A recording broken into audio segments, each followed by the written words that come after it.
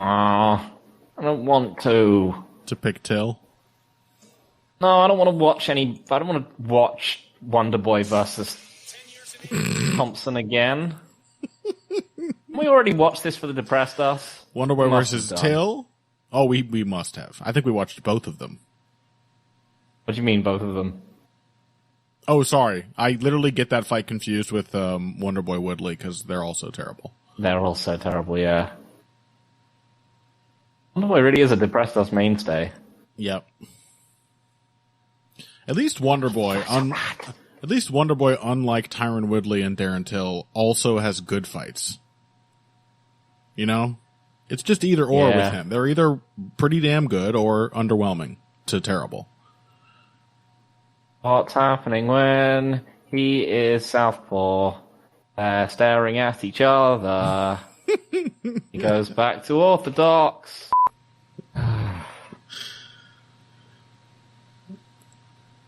Oh my god, this fight's so bad. I'm skipping every 10 seconds, but nothing is happening at any point. Oh my god, this fight. High-fiving and the shit after the rounds as well.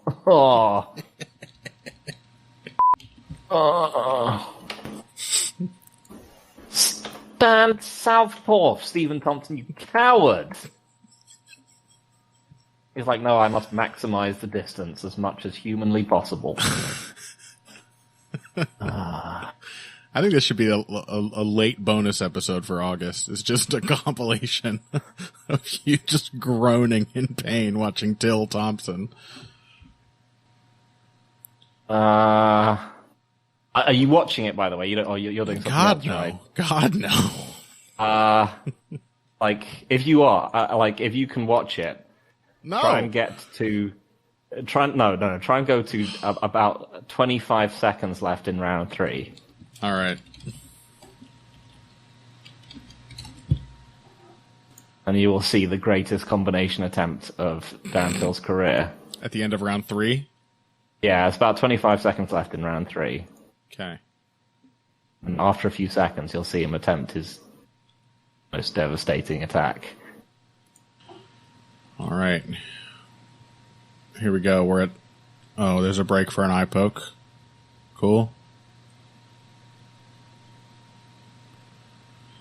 I don't like the faces Darren Till makes. The crowd boos, and Darren Till's like, no, don't boo. It's like, I don't think they're booing the eye poke, dude.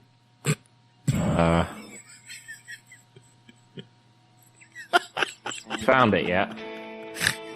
Yes. That is the perfect Darren Till combination. Twirling towards a split decision.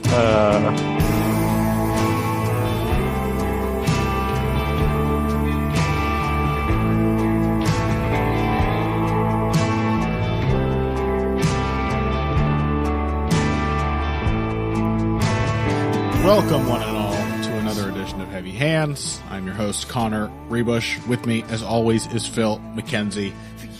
We just spent about a half an hour talking about Ursula Le Guin, so I think we are well and geared up. What better to prepare you for Darren Till versus Derek Brunson than the beautiful, profound writings of one of speculative fiction's greatest masters? That's right. Darren Till, Derek Brunson. That's what we're talking about on today's episode. In addition, I think probably just the one other fight from this card, although we might touch on another couple that caught Phil's eye. But Matt Schnell versus Alex Perez is an interesting flyweight, presumably title eliminator fight. One that... Well, I can see sort of... Well, for Alex Perez, anyway. I don't think Matt Schnell's getting anywhere near to the title. Schnell coming off a loss, but it could still be a very, very important fight for Matt Schnell. And I don't think necessarily an unwinnable one for him, but we will get into that. Before moving on to, all that shit that happened last week. Giga Chikadze, Darren Till. That's our through line for this episode, Phil. I believe, as you put it before we began the episode, they're poignant reminders that MMA striking is just not as good as we want it to be. Yep. Or that rather you don't have to do all the good things we want you to do to be successful. Having said that, two very different kinds of success. Giga Chikadze's fights have largely been dominations, with a couple of slip-ups. This one against Edson Barboza was not, but it was violent and decisive because of that. Darren Till's fights, on the other hand, are either violent and decisive in the first round or nothing happens. Yeah, so for those who can't catch up on this, we were talking about this, and I was watching tape, including trying to watch Darren Till versus Stephen Thompson, and Connor was just like, wow, this is fantastic content, just listening to my groans of horror as I scrolled through the fight looking for something entertaining. You know me, Phil, always on the hunt for content. Yeah, it was, they're just, he's remarkably consistent. When you step back and think of it, we both agree a lot of Darren Till's fights are really pretty forgettable. Mm-hmm. It's almost kind of a mystery how he has maintained such cachet. I guess he's like an annoying guy online, and that'll take you far. But aside from the first round knockouts, which are really the only kind of knockouts he finds, most of his fights are pretty forgettable. Yeah, so I mean that dynamic in and of itself is kind of remarkable, because like watching his fights back, I was like, oh, the Whittaker fight is much closer than I remember it being. Yeah. But the Gastelum fight is also much closer than I remember it being. So both the ones he lost and the ones he won, they're all the same. Every fight is dragged towards this awful baseline, which means like there is a sort of fascination in seeing how much a incredibly volatile fighter like Derek Brunson can be dragged towards the Till baseline. Yeah. Like, how much can you make Derek Brunson have an awful, 50 strikes landed fight? I mean, if he can do it to Whittaker, he can presumably do it to almost anyone, but yeah, it's just a really weird question. Yeah, we looked it up. The highest, over the course of his UFC career, which at this point has amounted to 10 fights, the highest strikes landed Darren Till has ever put on the board are tied between his fights with Bojan Veličković and Nicholas Dalby. And this struck me as a real testament to the consistency with which Darren Till can spoil a fight. They're also tied for Darren Till's strikes attempted. He landed 49 of 88 in both of those fights, but that's his highest. Typically, including in much longer fights, he's significantly lower than that. It's like he has a literal magazine of strikes, yes, which he knows is running out over time, and he has to parcel them out carefully. And I think that is sort of the case. I mean, he is a lot. Ironically, he handed Tyron Woodley arguably his only really good UFC performance. I mean, which that is Robbie insane, Lawler, right? Darren Till, who drags everyone into a terrible fight. Somehow they negated each other or something.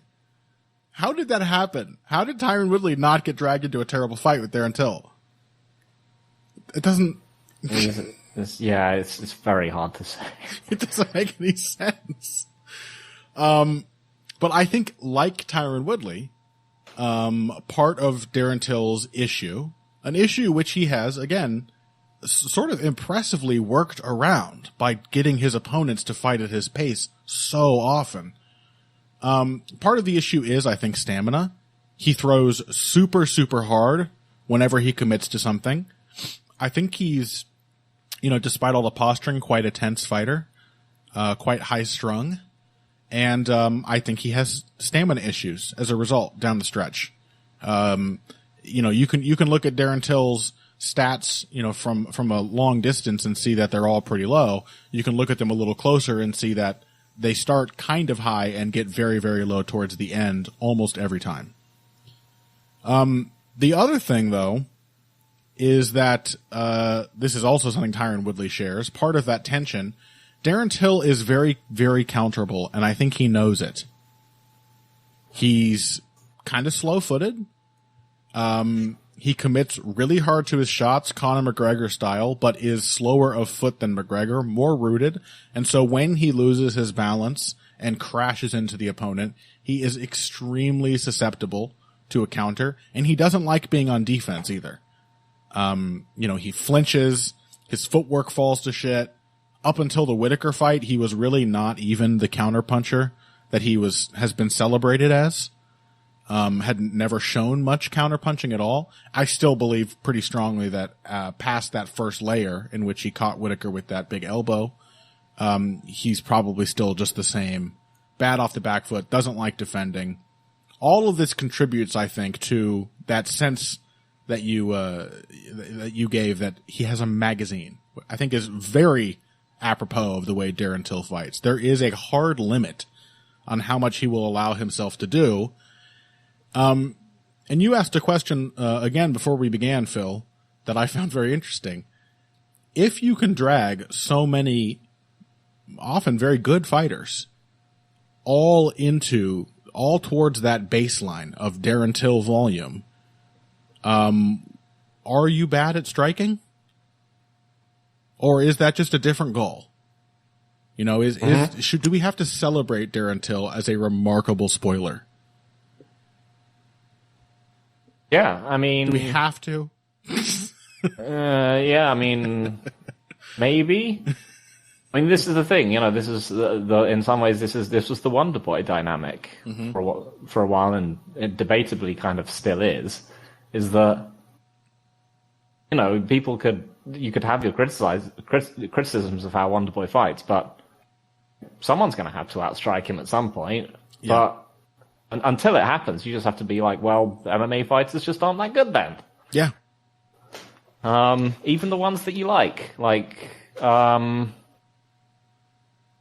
So yeah, I mean, this makes it a very interesting, proposition against Derek Brunson, because Derek Brunson is obviously absolutely primed to get punched in the face by Darren Till, really early in this fight. Yep. Super hard. Derek Brunson freaks out when he's hit in the face. He backs up to the fence and then throws at people. Till is a very accurate and dangerous finisher.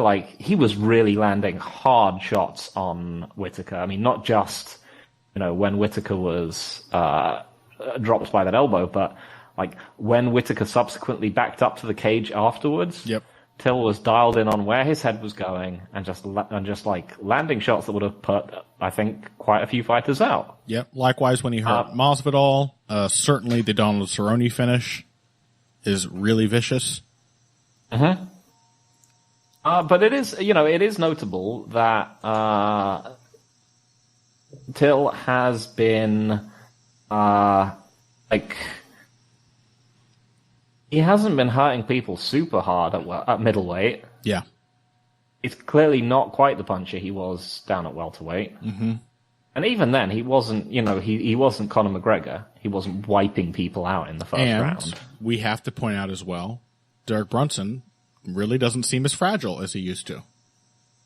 He's, I mean, if we're talking about super, so here's the thing. I want to lay out something we both very strongly agree on. Derek Brunson is going to get backed into the cage and hit with a huge left hand in the first couple minutes of this fight. Yep. We will both be shocked if that does not happen. Literally, he let Kevin Holland back him into the cage and hit him with a shot. He's gotten significantly better defensively, by which I mean he now has some defensive moves and will fire back off of them. But they're slow. Firing back was never Derek Brunson's problem. Well, I suppose that's true. Yeah, but at least he's now firing back off of defense. That is a massive improvement. That's a big change. And but they're slow. There's still that sort of awkwardness, and he's just going to be there for that lightning quick first left hand. But is Edmund Shabazian not sort of Darren Till-esque in his first round potency? And didn't Derek Brunson survive, evade a lot of what Shabazian wanted to do and survive everything else he landed? That, to me, that fight is a very good indicator of how Derek Brunson could potentially win this one. Or at least a very good indicator of his survivability against a guy like Darren Till, who is, frankly, only dangerous in the first round. I think he's dangerous in the first round, but I think his consistency in his middleweight run has been good. We're not talking Shabazian as in that he's someone who's clearly got major stamina problems. No, Till at least he will manage his stamina problems. He doesn't just collapse when he starts to feel tired. Yeah, I think there's a good argument for him, maybe winning the last round against Whittaker. Sure. I mean, again, this was a dreadful fight, but he looked fine at the end of it. Yeah. So I think unless Brunson can really initiate a wrestling pace, it's one where I think Till can now. I think we can safely say he can keep fighting his fight for 15 or 25 minutes. Mm-hmm. But I think one of the other interesting things that we sort of talked about, Southpaw versus Southpaw. What happens in this particular matchup? So this is one of the reasons why I was scrolling through the fucking god-awful Till Wonderboy fight, is that I was looking for, what happens when Till is consistently fighting someone who is also a Southpaw. And Stephen Thompson just doesn't do it because he just doesn't do it. He just stands there and orthodox the whole fight. He's like, I would really like to be really far away and just have a huge fencing match here. Ugh. Like a southpaw, someone might land a punch. Yeah, but it is notable that one of Till's things is that he's, as he comes in, he sort of tends to step across with his left hand, and he does occasionally, he sort of falls into collar ties whilst he's doing this. Mm-hmm. This happened, and the clinch happened a lot in the Gastelum fight. And I think the clinch is notable for two reasons here. One, the basic nature of it is that Till doesn't want to be there against Brunson. Brunson is very good, very easily the biggest, strongest wrestler he's ever fought. Yeah, and and in particular is a big time body lock wrestler. Yeah. And the other thing is that Brunson, as we've mentioned in previously, is he's a blind man striker. He's a tactile striker who punches people when he can feel where they are. Mm-hmm. And he's actually genuinely pretty good at it. He's got a bit of that Francis Ngannou to him. Mm-hmm. And he's actually pretty good at nailing people off clinch breaks. Yeah, or in the clinches. Can you not envision? Nicholas Dalby did this to Darren Till. He grabs a collar tie and just winging hooks over the top. Can you not see Derek Brunson dropping Darren Till, just throwing blind hooks as Till is uselessly holding on to the back of his head? Oh yeah, absolutely. Now, of course, that would require Till to engage. To crash into that clinch, which brings us to to me, the real question of the matchup. I'm assuming there will be some engagement in the first round. Although this is the thing, right? There's two kinds of Darren Till fight, much like Stephen Thompson, but different, permutation of that. He either does the thing where he comes out super hard and then tapers off for however long the fight continues after that, or it's slow and cautious from the get-go and doesn't really change much. And he maintains consistency, right? Like the Gastelum fight had that sort of shape. The Thompson fight had that sort of shape. These are the ones where he doesn't taper off over the course of the fight. All the other ones, including the Whittaker fight, although, as you said, he gets some good moments in the fifth round, but he also throws precious few strikes. So do these guys spoil each other? That's what I want to know. Does Darren Till even come out and land the big shot? If he does, I'm weirdly leaning towards Derek Brunson and being able to survive and respond in kind in ways that Darren Till doesn't like. And then, of course, having a wrestling advantage is just a major step away from being dragged towards that awful Darren Till baseline. Being able to wang into the pocket, grab a body lock, and wrench Till around. I think I expect Derek Brunson to be able to take Till down more than once if he wants to. But what if they don't engage? What if it's like Brunson Silva? Yeah, so that's sort of my fear. And that's basically what I think is going to inform my pick. Because I think there's sort of three ways this fight goes. One is that Till, gets him out of there early. Mm-hmm. Another is that, Till's foot speed just keeps him too far out of the fight against a now, much more cautious version of Brunson.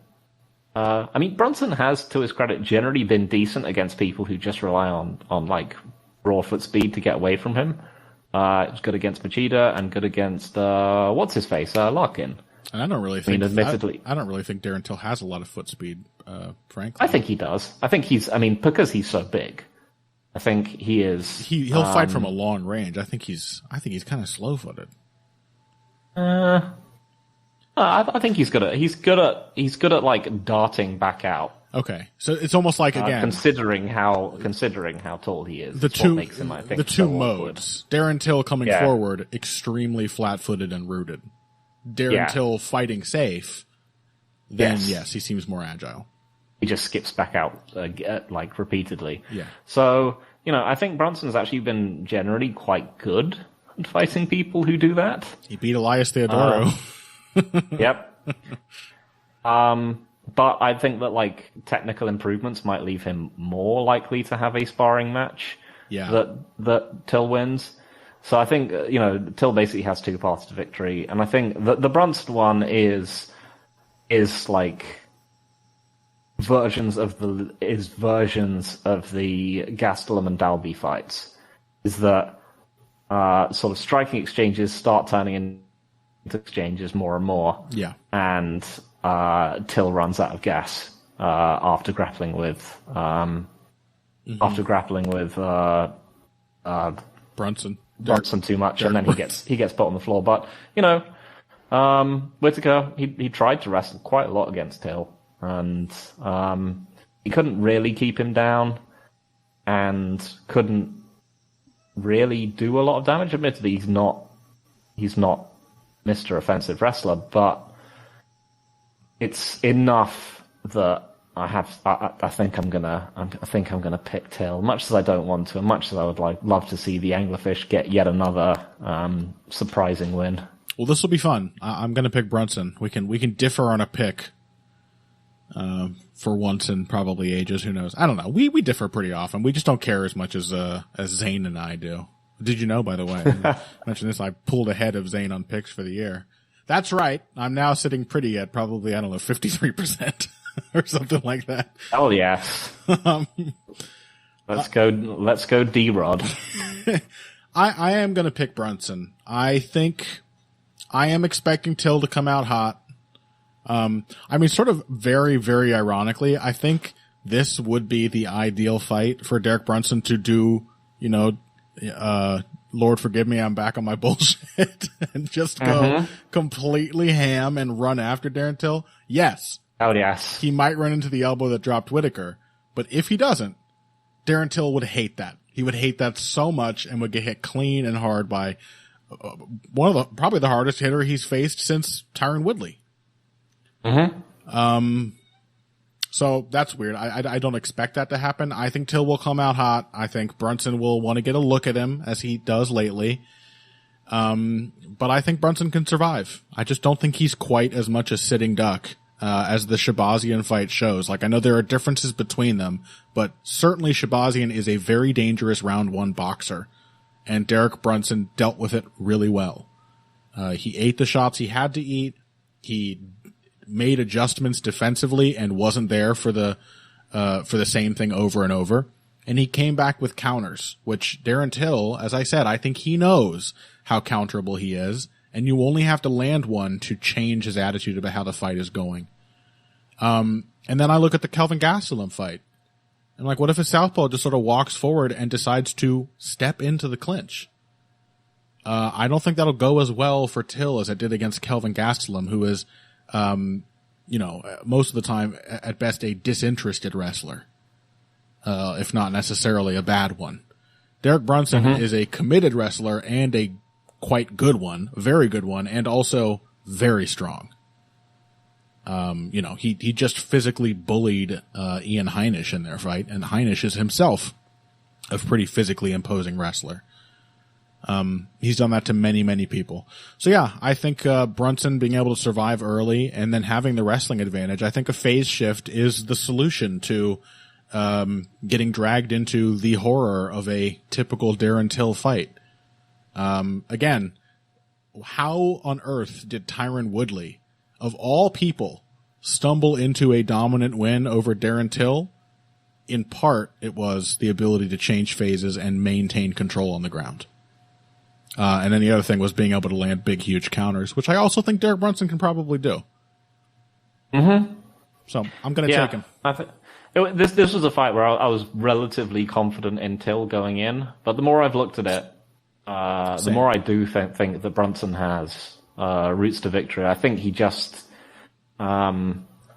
needs to survive early, and he needs to walk the line basically between. Yeah. He needs to walk the line between being the charging loony of old and the more defensively stable, fighter that he's become more recently. And I think he did marry those two things together at points in, say, the Shabazian fight. When he needs a little burst of looniness, he still has it in him. And I think it'll come in handy here. Yeah, I was in the same boat. Looking at it more, I like Brunson's chances more. It's just, again, our shared certainty that if Darren Till comes out aggressive, he's going to crack Derek Brunson really hard, really early. So, we'll see. But should be an interesting fight, if not necessarily a good one. Only time will tell. After this break, we are going to discuss flyweights, Matt Schnell versus Alex Perez.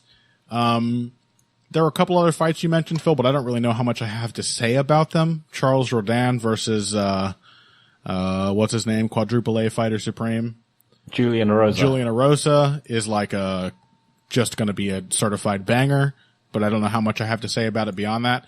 After we discuss whatever's left on the undercard of this card, we will move on to Chikadze versus Barboza, Rodriguez versus Lee, and whatever else from last weekend. All of that and more, or less, after this. Hey everybody, thanks for listening to this week's Heavy Hands. If you like what you hear, please consider pledging to support the podcast on Patreon. Patreon is basically continuous crowdfunding. You sign up to contribute a certain amount per month to help us with production costs and the like, and in return you get rewards ranging from a mention on the Heavy Hands website to a question or topic of your choice being discussed on the show. We have a lot more in the works to reward you for your help, and we appreciate every contribution. No amount is too small. Just head over to patreon.com and find how you can help out, the only show dedicated to the finer points of face punching. Now let's get back to it. Then welcome back to Heavy Hands. As promised, the flyweights on this Till Brunson card, Matt Schnell, Alex Perez. As you correctly pointed out earlier, Phil, it's a title eliminator probably only for one man. In fact, it's, I guess, a testament to how thin this division still is that they put Matt Schnell in this fight coming off a loss. You'd think otherwise they would like to, put a reputable, if it's going to be a fighter coming off a loss and still grant a title shot, usually it has to be a really reputable fighter. And otherwise you'd think they'd want to have him fight another contender on a win. Is it a title eliminator? Because there's... well, that's true. They've got Askar Askarov is probably top of the heap, and possibly Davison Figueiredo in a trilogy fight. Yep. Yeah, you're probably right. I guess it's just Alex Perez possibly just spinning his tires. He's certainly at the top of the heap of the division, though, and has more momentum than Matt Schnell.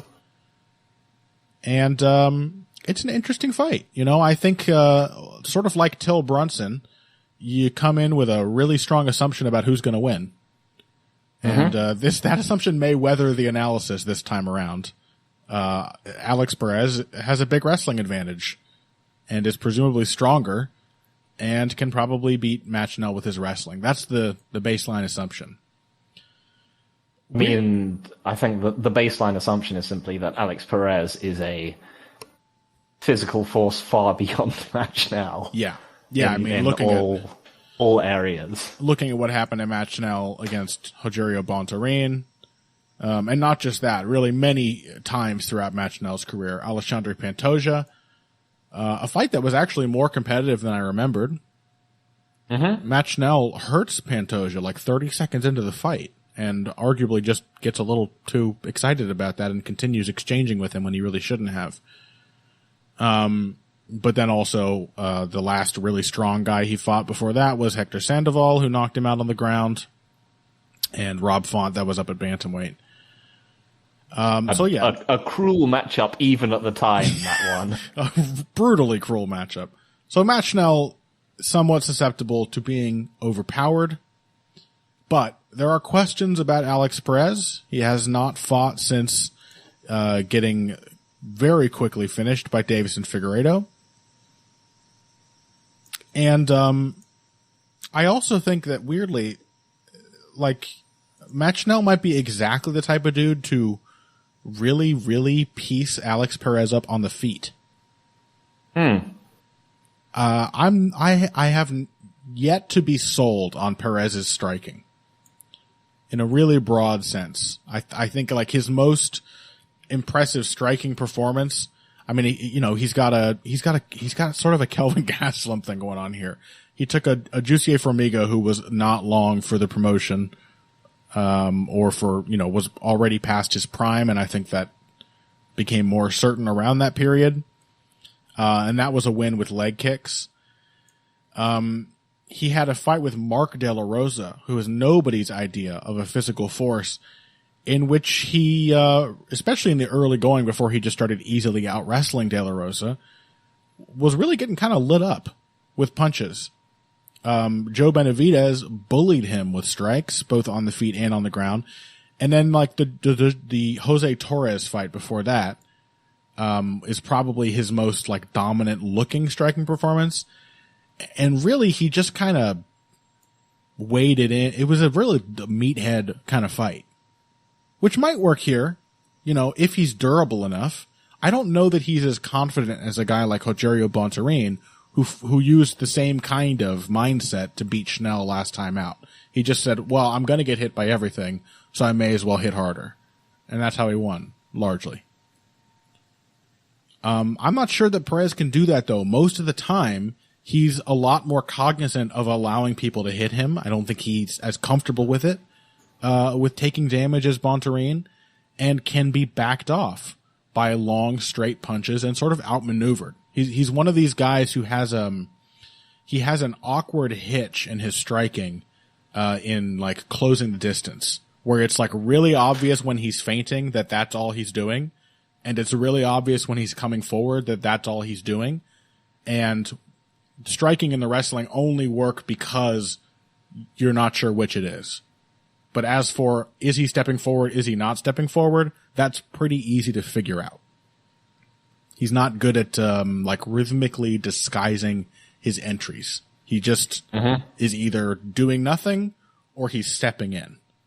And that is a real opportunity for a guy like Matt Schnell to work him with jabs and keep him pursuing and, sting him in that moment of, interrupt that moment of hesitation when, Perez is entering.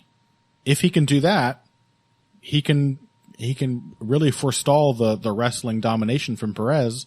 And if Perez can't dominate with wrestling, I'm not confident he can win a striking battle against any strikers better than, Mark De La Rosa.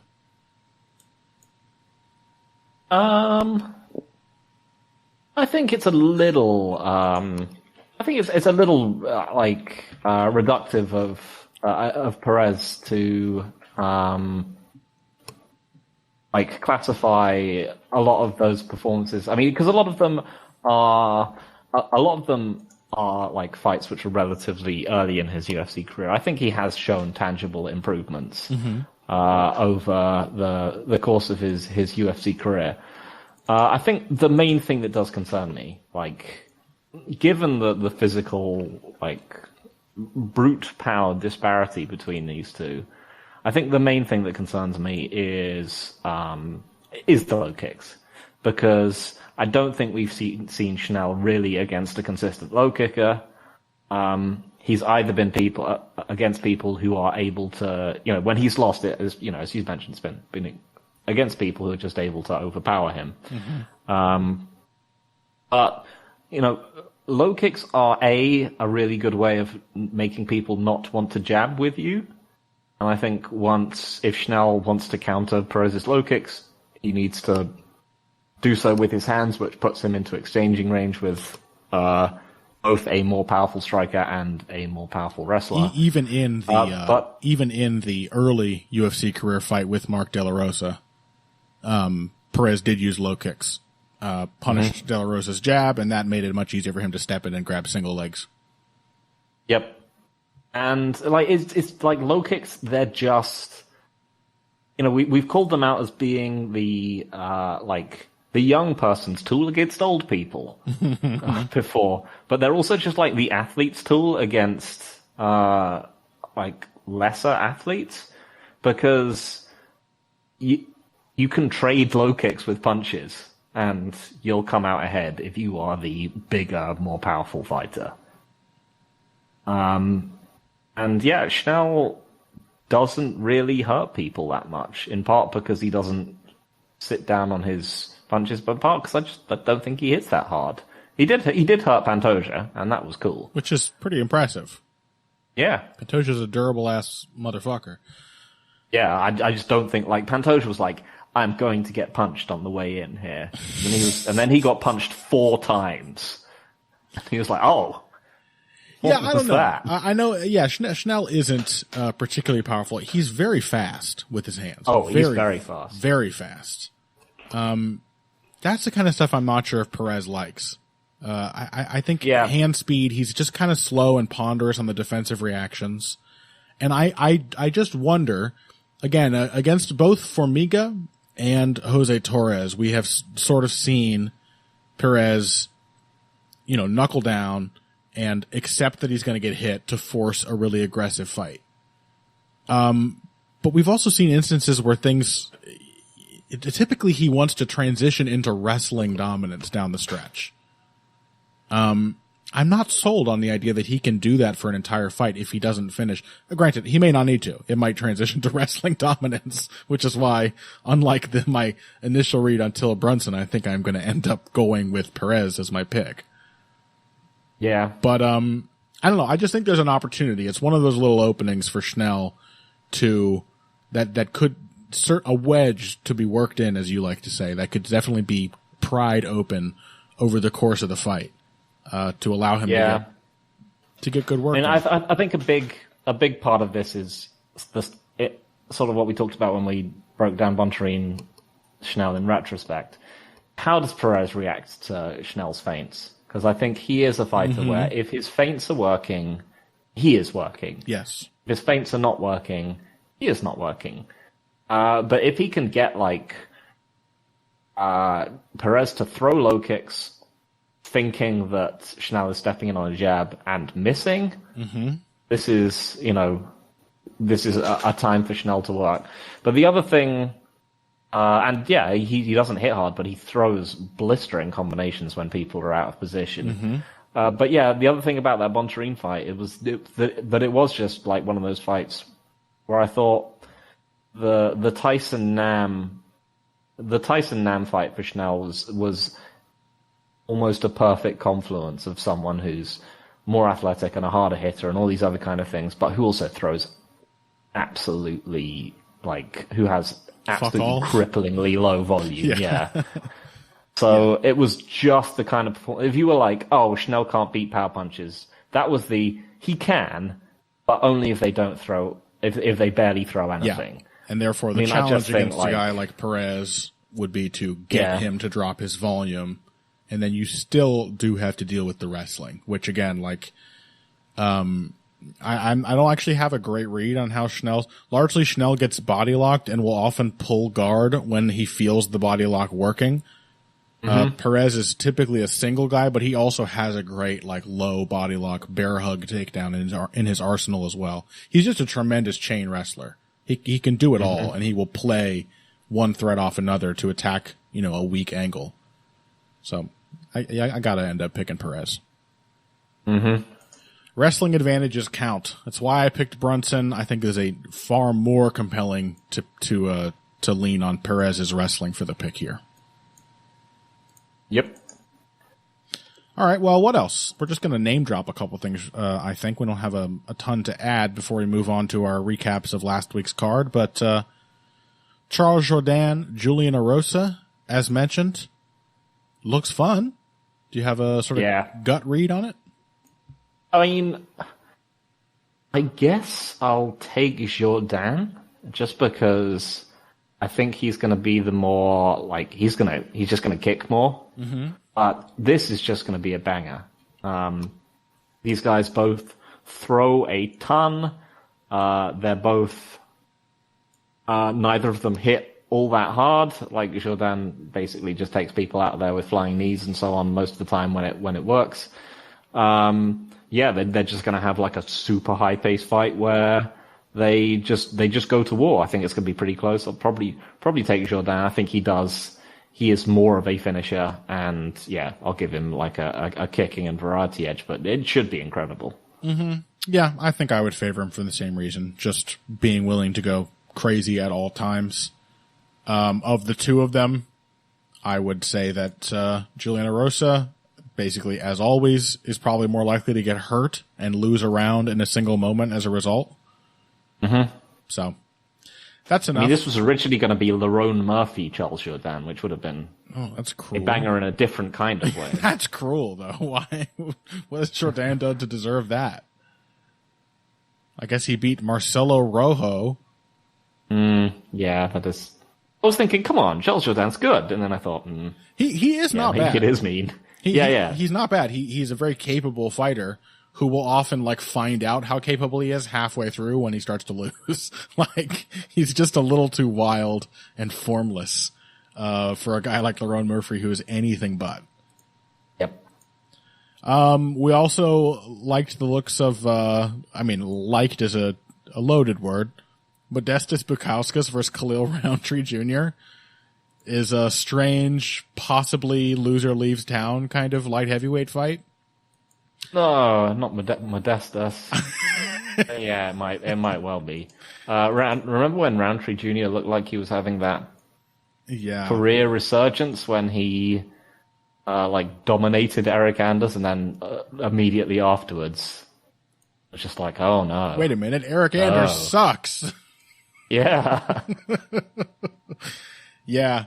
I mean, granted, he has, the Iwan Kudalaba beat him in the way, a rare smart move from Iwan Kudalaba, who just went in and instantly out-wrestled Khalil Roundtree, which is what he probably should be doing to way more people.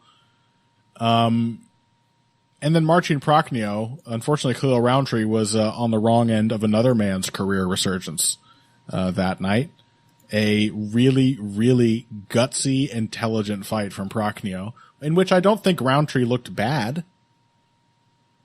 I think he has largely held on to the improvements we saw around the time of the Anders fight.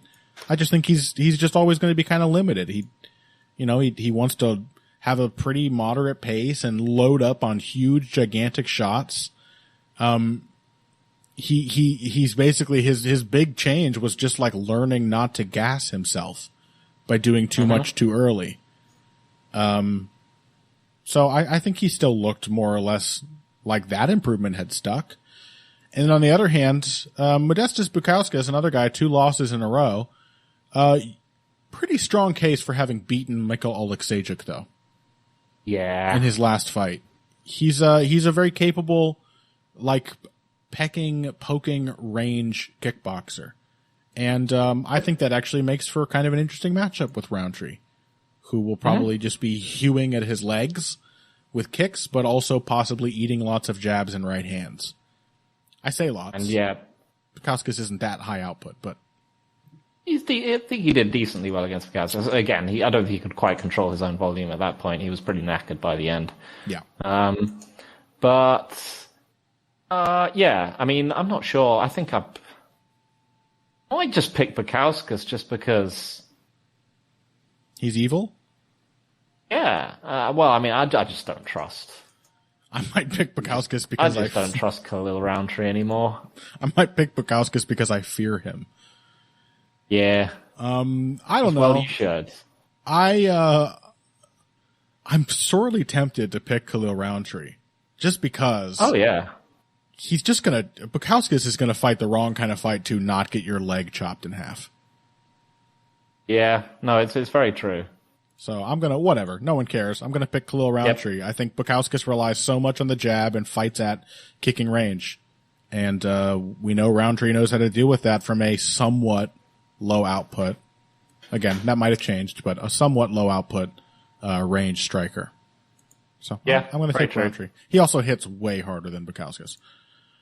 Yeah, I mean, I think this is one of those ones where if Roundtree loses this, he is pretty much just shot. Yeah, and, probably.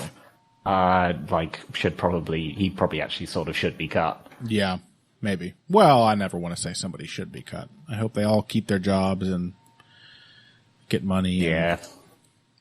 Phil doesn't feel that way. You've been proud of me, Phil. The other day I was like, since MMA fans clearly can't get over this Paul fighting YouTubers brothers thing until they at long last get to see one of their MMA dudes beat one of them.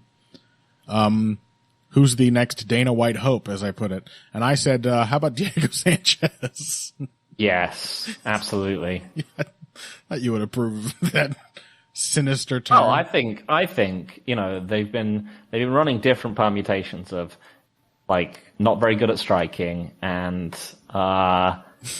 undersized yep. and shot.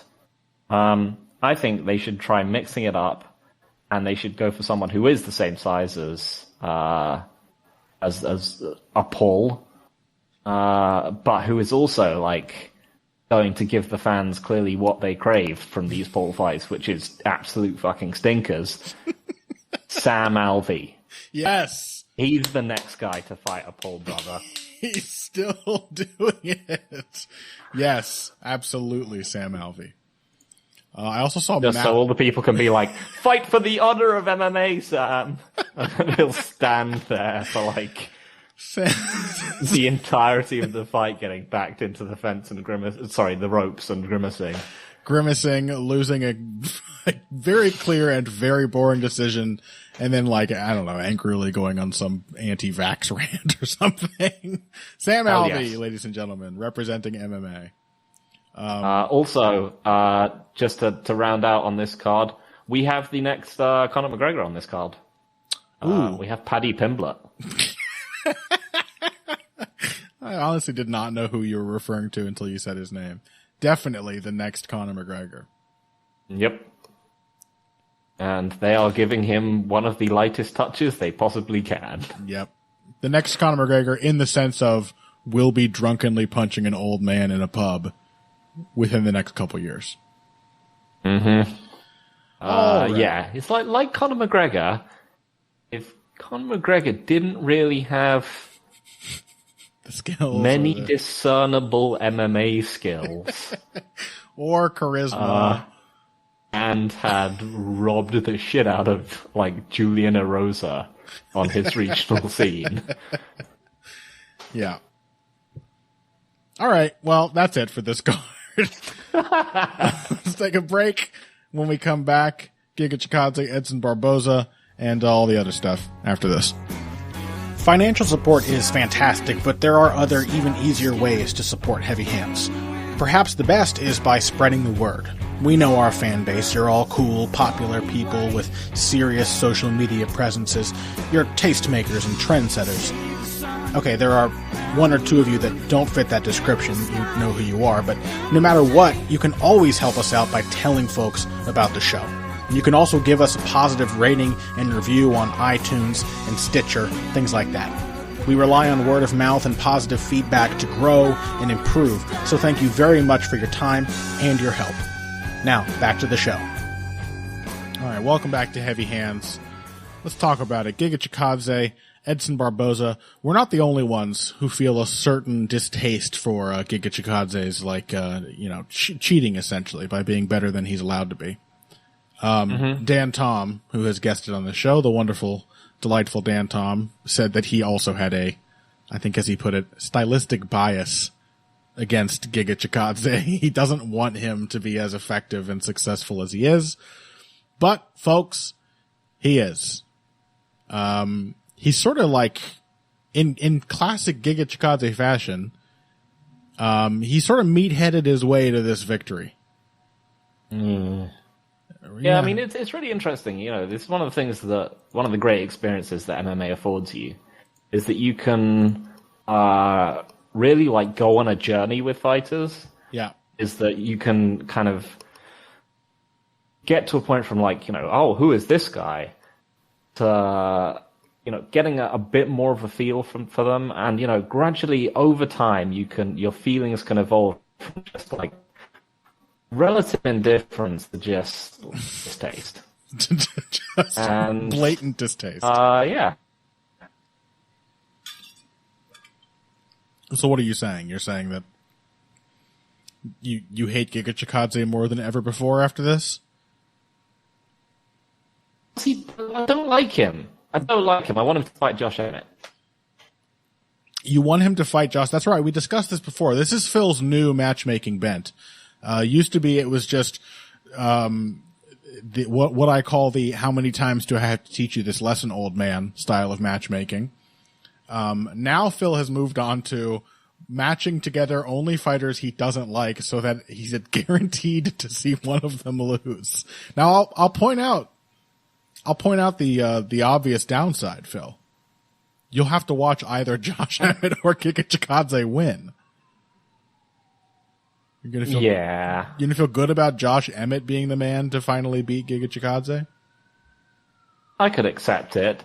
It's one of those things where, like, people hate, when people hate fighters, and then, like, a new fighter that they hate comes up, and they suddenly find they have grudging respect for the person that they always hated. Yeah. Like, I might actually even root for Josh Emmett. Don't tell me. Don't say that. That's anathema to you, Phil. Who is this? I can't believe At least Josh Emmett I don't think he's gone around saying that he's the best striker in MMA, has he? No. He might look like a freaky dude, but he would never say that. He'd never be like, I want to fight Max Holloway with my skirting the cage, eating body shot style. Like Giga Chikadze. I hope he gets that fight. See, why would you want Emmett Chikadze when we could have Holloway Chikadze? And Chikadze That's who he called out. Oh, exactly. And almost certainly gets chewed up. We're in agreement on that, right? That's a terrible matchup. Imagine if he didn't, though. It would be the worst. But I think it's the worst. At a glance, it seems like a really bad matchup for Chikadze, especially given what happened in this fight with Barboza. Okay, first of all, I just want to reiterate, I don't know how to feel about the fact that you're like, you're somehow revising your opinion on Josh Emmett. I've never known you to have a more visceral, nameless dislike for a fighter than your feelings towards Josh Emmett. So I'm very discomforted by that. But I do feel this fight was sort of instructive in a way that I've really longed for a Giga Chikadze fight to be. We at least got to see like two different fights. And unlike past performances where that's happened, we saw the anti-Chikadze fight responded to, which is something we haven't seen before. Like we've seen Chikadze start to flag in the later moments. Like before this card, I rewatched his fight with Jamal Emmers, who really kind of hit him with some really solid shots in the third round. And Chikadze was just kind of tapering down the entire fight. This time he decided he wanted to win and was not going to accept a decision. Maybe the 5-roundiness helped him make that choice. But, in like a very Macy Barber sort of way, things started to go wrong, and he just decided he was going to run forward and throw lots of stuff. Mm-hmm. Yes. That's more or less how it went, right? Yeah. So, yeah, I mean, I made an error before this fight, because I was like, Giga Chikadze isn't like Dan Ige in that he's a blitzing level change striker. Yes, he is. It's just that he doesn't change levels when he does it. Yeah. He's certainly a blitzing striker. Yeah. And so... Well, we haven't seen much of him as a blitzing striker in the UFC so far. Yeah. But you can look back at his, glory fights and see that, especially when he's starting to get uncomfortable with someone pressuring him, he will do some of those, Cerrone-style shifting blitzes. Yes. But I think, what we saw that made Chikadze work, really, is that he's just very fast. Yep. He is very quick at seeing things and responding to them. He is, to, I think, striking and defense, what Khabib Nurmagomedov is to, actually striking and defense. He just has a good idea of... He is to striking and defense what Khabib is to striking and defense?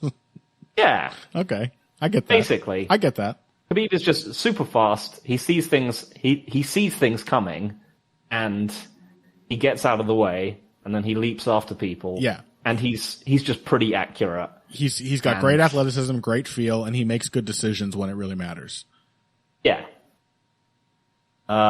He's obviously he has a more coherent defensive game than Khabib. We saw he is actually pretty good at defending and checking kicks and so on. Mm-hmm. But a lot of checked kicks. Pay attention, rest of the featherweight division, or rest of the bantam.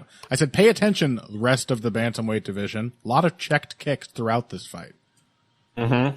Yeah, that was pretty much the most entertaining thing I think about this fight. Yeah, just the mutual kick defense on display was very, very good. Sort of like a Muay Thai fight. It was kind of cool. Mm-hmm.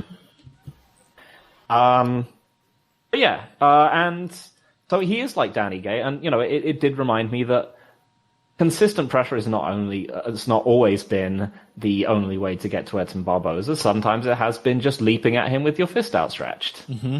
And he did that, and I don't know how to feel about it. It was just oh yeah, that worked. Yeah, it's one of the ugliest. Edson Barboza has lost a lot of ugly knockouts to that kind of thing, but it is one of the ugliest looking finishing sequences I've seen. Chikadze is a hell of a finisher. Yes. He's, again, that accuracy, the hand speed, the timing, and he has demonstrated also from the very beginning of his UFC career, he's kind of grittier than I think I want him to be as well. Uh-huh. I look at him this willowy guy. I want him to be I was going to say Sean O'Malley, but frankly, Sean O'Malley is also kind of grittier than I want him to be. Yep. But it's he's this willowy guy is getting away with all these first impression sort of first layer moves. Somebody's going to drag him into deep waters. And that just isn't the case. In his very first UFC fight, he had difficulty, got taken down quickly and reversed and started just winning the fight from top position. And he has shown since then that a lot of guys with the sort of Giga Chikadze build, it seems, he has that sort of Anderson Silva-esque ground and pound, or Matt Brown-esque ground and pound. I mean, once Barboza was hurt, Chikadze looked like a completely different striker. Yeah. He was just throwing shots around the guard. Incredibly accurate, clean shots. He is a tremendous finisher. But yeah, I mean, I didn't necessarily come away from this fight thinking that was a particularly replicable outcome. Well, that's the thing. I think I learned something either way. I mean, yeah. Again, I watched that, heard Chikadze call out Max Holloway, and immediately thought, that's a terrible matchup for you.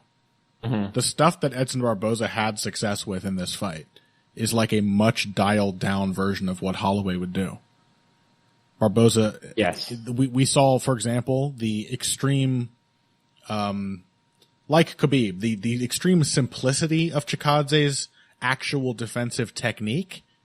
There was a lot of great vision and timing, even to the boxing. You know, there again, I hate the way he just sort of shells up and ducks and takes his eyes off the opponent. But if you're doing it at the right time, you can make that work. But then what if Barboza just hits you in the body at will? And he did. Chikadze had no answer to those body punches. Holloway can do that. He can mix it up to the head. He can do it all with better pressure footwork, better volume. I think it's a terrible matchup for Chikadze. And I think I learned that because of this fight. I mean, I would have sight unseen picked Holloway to begin with, but I'm quite certain of it now. So that's good. That's instructive. Another reminder too, as I said, of Chikadze's like willpower as a fighter. He may have these difficulties, but he may have these limitations. But if the fight becomes a simple question of, do I want to win or lose? Chikadze is reliable. Yeah. Round 2 was going horribly for him, frankly. It was a tremendous comeback round for Edson Barboza after Chikadze spent the entire first round pressuring and having everything his way. And he was like, I better go back to that twice as hard or I'm going to lose this fight. And he did. Yep. So, I don't know. And, you know, at the very least, it shows that he might not be necessarily the world's most consistent fighter, but he can at least have, come out refreshed and have a good start to his fights. Mm-hmm. A good start to rounds again, you know, the Rose Namajunas kind of thing, where he can just come out and do what he was doing before again. I mean, again, I don't know, I'm just not super convinced by him. No. It happened in the first minute of that round. He spent the entirety of round 2 pretty much skirting the cage. Yep. I just think he would have got ruined over 5. And if he hadn't found the finishing shot, and, you know, lots of people have found those shots on Barboza. Dan Ige found those shots on Barboza, but they just didn't finish him off. True. Sometimes it just be like that. But, you know, Chikadze, I think, in other ways, though, Barboza is not a uniquely challenging opponent for Chikadze, but certainly I think one of the harder fights for him in the division. You know, because he can. Otherwise, people tend to share his flaws with people, with fighters like Yair Rodriguez or what's his face, Dagestani Abe Lincoln. Saeed Nurmagomedov? Oh, Zabit. Oh, of course. Abe Lincoln. They either share his flaws, and, you know, so he can presumably have some kind of competitive fight with them, although probably the wrestling of Zabit would give him awful problems. I'm sorry, but I have to workshop that joke, Phil. Surely there's already a Dagestani version of Abraham. Abrahimov Lincoln? Thank you, Connor. Yeah, well. And, you know, other people like, say, Calvin Kattar would have a problem because Chikadze could probably kick the shit out of him and Kattar would plod around the cage after him being very slow-footed. Yeah. You know, there's a lot of winnable matchups for Giga Chikadze, who I hate. I agree with your assessment. I don't think I hate him. What I hate in fighting is when I don't understand somebody. That's what makes me really have an enduring dislike for fighters most of the time. There are, of course, fighters that I just revile me in the way that Josh Emmett apparently used to revile you. Still getting over that. But what I hate is not getting how a fighter's game works and being like, why are they succeeding? This doesn't make sense. This shouldn't be working for them. I feel like I get Giga Chikadze a lot more after that fight, and can make a more neutral assessment of him as a fighter. So I can say that, yes, I agree with everything you said there. That there are a lot of winnable matchups for him at the top end of this division against, similarly gifted / limited fighters, similarly gifted athletes and limited technicians, shall we say, and that I'm now more confident than ever that there are some suicidally dangerous matchups for him as well, like the aforementioned Max Holloway fight. Yeah, I think that is pretty much straight up his most unwinnable matchup. It's gotta be, right? I mean, you gotta be impressed he called it out, I guess.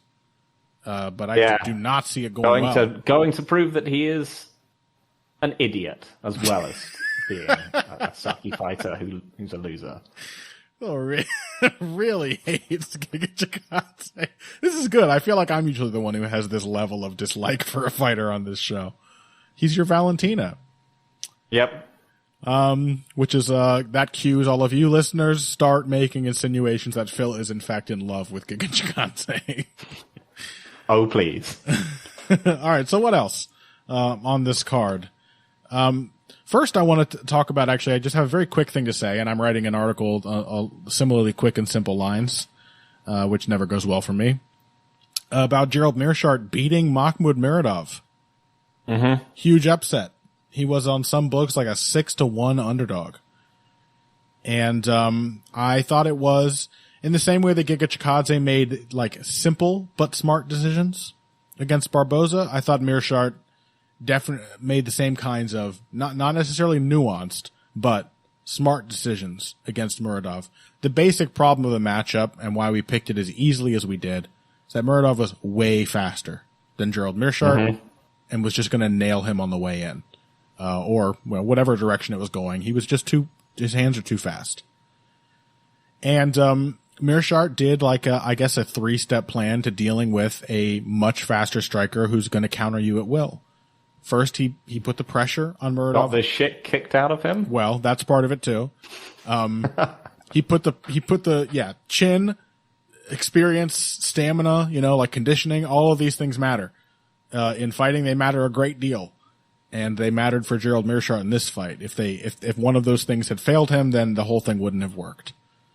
That being said, the 3 things he did really well. He pressured super hard from the very beginning. If the other guy's faster than you, at the very least, put that speed in an engagement that you set, right? Have him be throwing because you're doing stuff, not making free decisions to throw when and how he wants. So pressure is a really good way of dealing with faster fighters. 2, I thought Meerschaert actually did a pretty good job of feinting and drawing things out. He combined that pressure with fakes. He would step in not having thrown something, especially after Muradov countered him super hard when he did that the first time. And so what happened increasingly over the course of the fight is that already Muradov was reacting to Meerschaert. Now he was reacting to specific moves of Meerschaert. So he was not only fighting Meerschaert's fight, but he was throwing when Meerschaert wanted him to throw. And then finally, just whoop the dude's ass. Counter him, re-counter him in the deeper layers of the exchange where the speed just doesn't matter as much. A guy like Muradov is used to that speed shutting opponents out of layers 2, 3, 4, etc. Catching you right away, and then he can get away or hit you again or whatever. And Meerschaert pressured, feinted, and extended the exchanges. And that's when he started to hurt Muradov. So I thought, really good veteran performance from Gerald Meerschaert, who I always like. Yep, definitely one of our front runners for the Rebush Chalice. Absolutely, journeyman versus athlete. Absolutely, and Meerschaert really is one of those guys. Oh yeah, because he's not all that durable. He's incredibly slow, but give him his fight, and you'll be in for a hell of a time. And a rare advantage in the Rebush Chalice bracket in that he also seems like a pretty cool dude. Very true. Really rare in this sport. He seems like a guy that you'd kind of want to hang out with. Absolutely. Okay, so last one. Give me your thoughts on Lee Rodriguez. Really easy to see coming. Yeah. Sort of. So, I mean... Zane picked Kevin Lee. What? Yeah, I know. That's why you're winning. I pulled ahead on one of the stupidest pick Zane's ever made. What a fucking idiot. Yeah, what a moron. Well, actually, I felt like this fight essentially turned on one moment. It was when Kevin Lee had his back in the second round. If he just maintained back control, he would have won the fight. Yeah. It was actually closer than I thought it was going to be. But yeah, the main problem is that Kevin Lee hasn't materially changed in any... he hasn't materially changed since, really the Barboza fight. There's not you couldn't really say that there's a technical difference in how Lee fights. And his flaws are just, continue to be there and continue to compound. Is that they influence each other. So he doesn't have great defense. He's pretty slow-footed. And his wrestling is more power-based than it is, technical, so he tires himself out going for it. Yeah. And, he just doesn't seem to have, rock-solid cardio, and that doesn't seem to have improved at all at welterweight. Partially because he's just trying to muscle around bigger men. But this is very clearly not a Gilbert Burns lightweight to welterweight transition. So yeah, and so much as you might have thought, he had a good first round, and then sort of petered out of the fight as he started getting tagged up, and takedowns came less easily, and he got gassed out, and he lost. There was kind of a moment where I thought maybe Kevin Lee was going to do something new, which allows me to hold on to some small gleam of hope. After he lost Rodriguez's back in the second, they got back to the feet, and I think, Lee was probably getting a little tired, and that tiredness manifested itself in looser, more relaxed punches for just 30 seconds. This was until Rodriguez started to tag him. And then Lee started to tense up and throw the loopiest, worst punches of the fight, and then started to get hurt because of it on the counter. But for a moment there, he was throwing some really nice jabs. And Lee has always had not always, but for a while now has had a powerful, effective jab with his reach. But I've rarely seen him just touch somebody on the chin that way. Yeah. I would like to think that's a harbinger of Lee just slowly getting more comfortable on the feet, which I think would be a major linchpin to his either continued success or failure, because even if his wrestling doesn't improve, and I would love to have Ed Gallo around sometime to talk about ways that could be done maybe, but even if that doesn't improve, he could at least have a stopgap to falling apart once it starts to exhaust him. If he could get on the feet and stay on his bike and, stick and move a little bit. So, there was a glimmer of that. It was just that then Rodriguez hit him hard and Lee started to throw stupider punches and then started trading with Rodriguez and got hurt. And it was all very much downhill from there.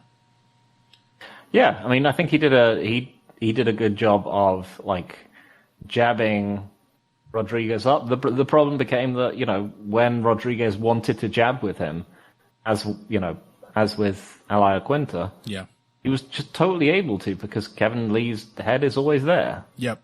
He might have the reach to touch you with the jab whenever he wants, but you can time it, and there's no defense built into it. Yeah, and Rodriguez was generally... he was trying to set up angles with his shots. Yeah. And Kevin Lee is mostly just kind of there. Yep. Rodriguez, he'll step off to either side. He's got a complete boxing game, and Kevin Lee is just you can see him just gritting his teeth. Is that we're striking now? We're striking. I will land the jab, and then I will land the right hand, and I will kick. But he's there the whole time, and sometimes he'll move his head a bit, but feet are pretty much just planted. Yeah.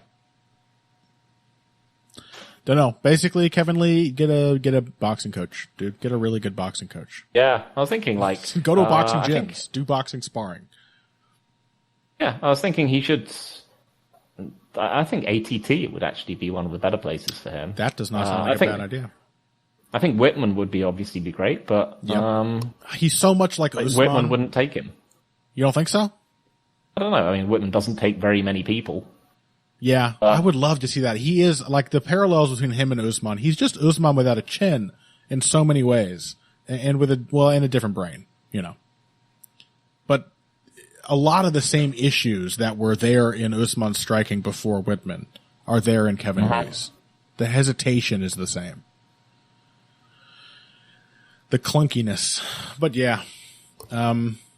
He just needs to figure out a way to relax, and that just may be a problem Kevin Lee never really fully overcomes, but if he does overcome it, there are at least some small signs that experience is shifting the balance a bit. You know, at a certain point, getting rocked by people and stuff, you got to stop freaking out so much about it happening, right? You've got to become more calm just by doing it enough times. Yep. Okay. Well, I think that is certainly all we have time for. Some interesting fights to discuss. I had a good time on this episode, Phil, which is usually not the case. Usually I hate talking to you. You're sort of my Giga Chikadze, you know? How dare you? Thanks to all of you who listened in. Next week, we have got, oh God. Wait. Oh no, there's still time. There's the Smith versus Spawn card before Volkanovski Ortega. Fuck! Oh. I thought we were going to be like 2 weeks away from a great pay-per-view. Well, when that comes... so bad. It's terrible. Smith Spawn. Well, it's pretending that isn't happening.